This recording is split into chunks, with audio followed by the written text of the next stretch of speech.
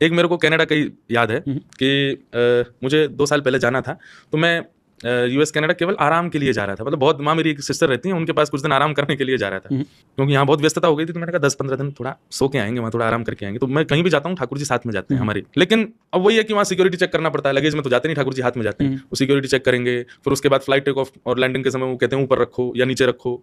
अब भारत में तो समझा दिया जाता है कि भाई हमारे परमात्मा है। अब विदेशी एयर होस्टेस आती हैं, उनको क्या बोलें कि अब बोलने में भी अटपटा लगता है कि there is a statue of my god. Oh statue, then what is the problem? Problem क्या ऊपर रखने में?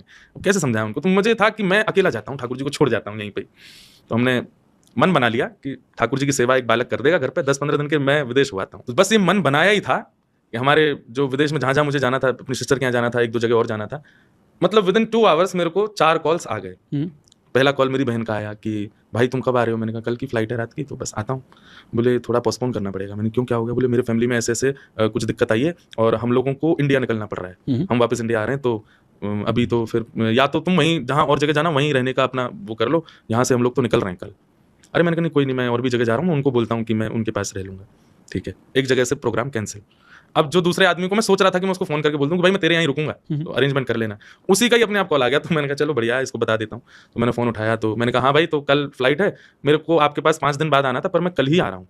तो नहीं महाराज जी, हमने वही बताने के लिए फ़ोन किया था, मेरी वाइफ जो है ना, उसको उसकी जॉब से फायर कर दिया है और बहुत बड़ा वो बन गई है बात, और वो केस की नौबत आ रही है। तो हम नहीं चाहते कि इतनी टेंस्ड फैमिली का माहौल है, आप उस समय आओ, हम चाहते हैं कि आप फ्री। तो इसलिए मैंने बताने के लिए फ़ोन किया कि आप थोड़ा अपना वो देख लीजिए कार्यक्रम।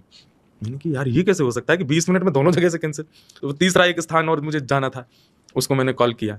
मैंने कि भाई तुम्हारे पास मुझे 10 दिन बाद आना था, 1 दिन का कुछ क्रम था, और ऐसे ऐसे ये है कि मैं कल ही आ रहा था, तो मैं कल ही आ जाऊँगा।